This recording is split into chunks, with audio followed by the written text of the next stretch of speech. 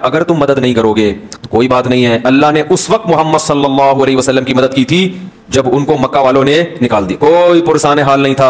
कैसी मदद की कि यक़ूलु लिसाहिबिही, जब वो अपने साथी से कह रहा था। इससे बड़ी फजीलत किसी सहाबी की नहीं हो सकती। कैसी मोहब्बत से, और गोया इसमें एक ताने का उनसर भी है कि तुम अगर मदद नहीं करते तो मोहम्मद के साथी ने मोहम्मद की सल्लल्लाहु अलैहि वसल्लम, उन्होंने मदद की है और अल्लाह ने उनके जरिए से करवाई है।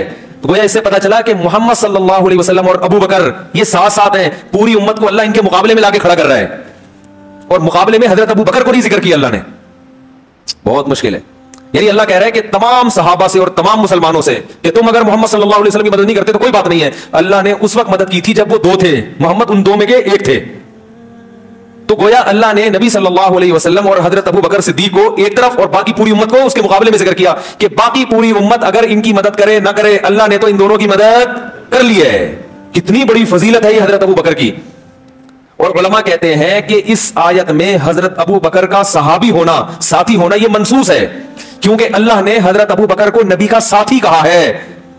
साथी हर साथ रहने वाले को नहीं कहते, साथी उस साथ रहने वाले को कहते हैं जो आपका दोस्त हो। मुनाफिक को कभी साथी कहेंगे? बोलो भाई। तो साथ रहने वाला जो दोस्त होता है उसको क्या कहा? क्योंकि बाज़ दुश्मन भी साथ में आ जाता है। तो इससे पता चलता है कि हजरत अबू बकर रजी अल्लाह ताला अन्हु के ईमान की अल्लाह इस आयत में गवाही दे रहे हैं। हजरत अबू बकर को अगर कोई मोमिन ना माने, माज़ अल्लाह मुनाफिक माने, तो वो इस आयत का वाज़ेह लफ्जों में इंकार कर रहा है। और अल्लाह कह रहा है कि सारी दुनिया अगर मोहम्मद की मदद छोड़ देगी सल्लल्लाहु अलैहि वसल्लम, तो अबू बकर के जरिए अल्लाह किसकी मदद करेगा? नबी की मदद करेगा अल्लाह को, जैसे अल्लाह ने की है। जो दो में के एक थे वो, एक दूसरा था और एक कौन थे? ये नबी थे। दोनों परेशान थे, हजरत अबू बकर ज्यादा परेशान थे नबी की वजह से। नबी अबू बकर को क्या दे रहे थे? तसल्ली। अजीब बात है, जो जिसकी मदद के लिए आता है तो मदद करने वाला तसल्ली देता है ना। यहां तसल्ली कौन दे रहा है? नबी। ये नबी की मोहब्बत की अलामत है। और अबू बकर को गम अपना नहीं हो रहा था, किसका गम हो रहा था? मोहम्मद सल्लल्लाहु अलैहि वसल्लम का। वो वाकया तो पता ही होगा ना, वो भाई जो गार में ठहरे थे, मुशरिकीन ने आके घेर लिया, तो अल्लाह ताला ने हुक्म दिया कबूतर को कि उसने फौरन जाला बना दिया, और तो वो कहने लगे इसके अंदर तो कोई जा नहीं सकता, ये तो बहुत पुराना जाला लगा हुआ है। तो इस तरह अल्लाह ताला ने बचाया। तो अल्लाह ताला ने क़यामत तक आने वाले इंसानों को बताया कि अल्लाह ने अबू बकर के जरिए मोहम्मद सल्लल्लाहु अलैहि वसल्लम की मदद करवाई है। तुम अगर नहीं करोगे तो अल्लाह ने जब उस वक्त करवाई है तो अल्लाह और दोबारा ऐसे लोग पैदा कर देगा। वो अलग बात है कि फिर उम्मत मदद करती रही है और अल्लाह को दोबारा पैदा करने की जरूरत नहीं पड़ी। हजरत उमर रजी अल्लाह ताला अन्हु फरमाते थे कि हजरत अबू बकर अगर मेरी सारी जिंदगी की नेकियां लेके मुझे सिर्फ वो वाली रात दे दें जब पूरी कौम एक तरफ और अबू बकर गार में नबी के साथ, पूरी जिंदगी की नेकियां लेके सिर्फ वो एक रात मुझे दे दें, तो मैं इस सौदे के लिए तैयार हूं। कितनी हजरत उमर की नेकियां थी, पर सारी ले लो, वो एक रात दे दो। क्योंकि उस रात का जो अल्लाह ने बड़ी शान से कुरान में जिक्र किया, ऐसा तस्करा अल्लाह ने किसी और रात का नहीं किया। ऐसी शान से अल्लाह ने जिक्र किया। उस वक्त को याद करो जब ये दो में से, देखो आप ये भी कह सकते थे, अल्लाह ताला यूं भी कह सकते थे कि जब मोहम्मद सल्लल्लाहु अलैहि वसल्लम अपने साथी के साथ थे, ना ना ना, थानियत नहीं, दो में से एक।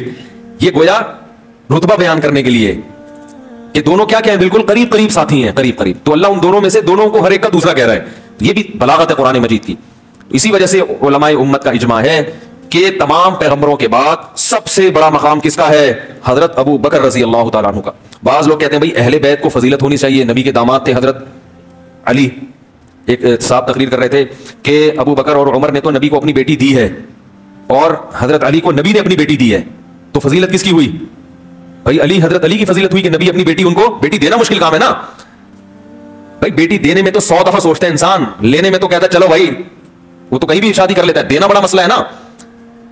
तो यहां एक ये खूब अच्छी तरह समझो। तो बाज लोग इस बिना पर हजरत अली को बाकी सहाबा पर फजीलत देते हैं। ये खूब अच्छी तरह समझ लें एक मजमून कि एक फजीलत होती है जिसको फजीलत जुज़ी कहते हैं और एक कहलाती है फजीलत कुल्ली। ये मैं कई दफा बयान कर चुका हूं, नए नए लोग हैं तो इस मजमून को मैं दोबारा बयान करता हूं। देखो हजरत मूसा अलैहिस्सलाम को यहूदी कहते हैं कि मूसा अलैहिस्सलाम को तो अल्लाह कोहे तूर पे बुला के हम कलाम हुआ करते थे और मोहम्मद सल्लल्लाहु अलैहि वसल्लम पे वही आती थी जिब्रील के जरिए, तो जिब्रील वास्ता बनते थे और इधर अल्लाह बगैर वास्ते के। तो यहूदी कहते हैं बताओ फजीलत फिर किसकी हुई? ये इश्कालात उठाते हैं, फौरन जवाब जाता है यार मूसा अलैहिस्सलाम तो फिर ज्यादा फजीलत वाले हुए, क्या ख्याल है भाई? उनसे तो अल्लाह बराह रास्त हम कलाम हो रहा है और नबी को जिब्रील के जरिए वही कर रहा है। भाई क्या हो गया? इश्काल होता है कि नहीं होता? फिर एक इश्काल ये करते हैं कि कुरान में बताओ सबसे ज्यादा जिक्र किस पैगंबर का है? जवाब मूसा अलैहिस्सलाम का। कह रहे मोहम्मद सल्लल्लाहु अलैहि वसल्लम का तो इतना है नहीं, तो फजीलत किसकी हुई? मुसलमान कहेगा भाई मूसा अलैहिस्सलाम की हुई। इस तरह की बातें करते हैं। तो वो कहते हैं भाई ये तो उनकी फजीलत हुई। फिर ईसाई कहते हैं कि बताओ कुर्ब क़यामत में कौन से नबी आएंगे? हम कहते हैं ईसा अलैहिस्सलाम आएंगे। क्या मोहम्मद सल्लल्लाहु अलैहि वसल्लम आएंगे? हम कहते हैं नहीं आएंगे। तो आप देखो फजीलत किसकी हुई? अबे बोलने में गवर्नमेंट ने कोई पाबंदी लगाई है क्या? बोल लो भाई हजरत ईसा अलैहिस्सलाम की। वो कहते हैं बताओ हजरत ईसा अलैहिस्सलाम मुर्दों को जिंदा करते थे? हम कहते हैं हाँ करते थे। कह रहे मोहम्मद सल्लल्लाहु अलैहि वसल्लम करते थे? हम कह रहे नहीं करते थे। बताओ फजीलत किसकी हुई? तो ये समझने की। इसी तरह जो शिया हजरात हैं वो कहते हैं कि हजरत अबू बकर ने नबी को बेटी दी है, लेकिन नबी ने बेटी दी किसको है? हजरत अली को। तो फजीलत किसकी हुई? तो कहेगा भाई ये तो हजरत अली की होनी चाहिए। तो हजरत अली की फजीलत की हम मुनकिर नहीं है, बेटी देना बड़ी बात है, हजरत अली का बड़ा इकराम है, ये पैगंबर अपनी बेटी दे, इसमें कोई शक नहीं है। लेकिन याद रखो अंबिया को जो फजीलत जिस बेस पे मिलती है, तो अंबिया के साथियों को भी फजीलत उसी बेस पे मिलती है, उस सिफत में, उस वस्फ में जो पैगंबर के जितना करीब होगा वो बाकियों से अफजल। पैगंबरों को फजीलत किस बेस पे मिली है? कि वो अल्लाह का पैगाम लोगों तक पहुंचाने के लिए आते हैं। एक मुनकिरीन हदीस कहने लगा सबसे ज्यादा हुस्न किस में था? हम बच्चे थे, हमने कहा यूसुफ अलैहिस्सलाम में। उसने कहा आधा हुस्न तो अकेला यूसुफ अलैहिस्सलाम को मिला है, तो फजीलत किसकी हुई है भाई? तो ये इस तरह के सवाल करते हैं। तो दाऊद अलैहिस्सलाम के हाथ में लोहा नरम हो जाता था, क्या मोहम्मद सल्लल्लाहु अलैहि वसल्लम के हाथ में होता था? हमने कहा नहीं। तो कहने फिर फजीलत ऐसे इश्कालात कर करके ना वो कंफ्यूज करते हैं लोगों को। तो ये एक उसूल समझ लें, मैं मिसालों से बात समझाता हूं। आपने एक काम है गड़ा खोदने का। काम क्या है? खड्डा खोदना है, कुआं खोदना है, 12 फुट या 15 फुट कुआं खोदना है। कुआं खोदना एक काम है जो आपकी नजर में बहुत अहम है, उस वक्त की जरूरत है। आपने 5 आदमी बुलाए, 5 मजदूर। अब जाहिर है आप इनमें से सबसे अफजल को रखेंगे ना, सबसे अफजल को। अब आपने देखा कि यार ये वाला बड़ा खूबसूरत है मजदूर। ये मजदूर क्या है? हुस्न और जमाल, क्या जबरदस्त भीनी भीनी खुशबू आ रही है इसके जिस्म से। तो लिहाजा वो मजदूर कह रहा है भाई मैं सबसे ज्यादा खूबसूरत हूं और ये 4 इनकी शक्ल अच्छी नहीं, लिहाजा मैं, मेरी फजीलत ज्यादा है, मुझे रखो। आप रख लोगे? दूसरा कहता है ना ना ना।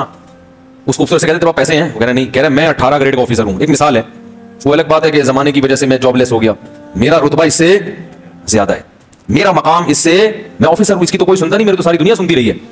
तीसरा कहता है मैं फला कौम का आदमी हूं, मैं सैयद हूं, मैं क्या हूं। चौथा ये कहता है, पांचवा कहता है जितनी देर में ये गड़ा, पांचवा जो है ना उसकी ना शक्ल अच्छी है, बस सूरत है, ना अखलाक अच्छे हैं, बात करने की तमीज है ही नहीं, नाक बहरी है उसकी और कपड़े भी गंदे, बदबू आ रही है। आप उससे कहते हैं तू यहां क्यों आया है?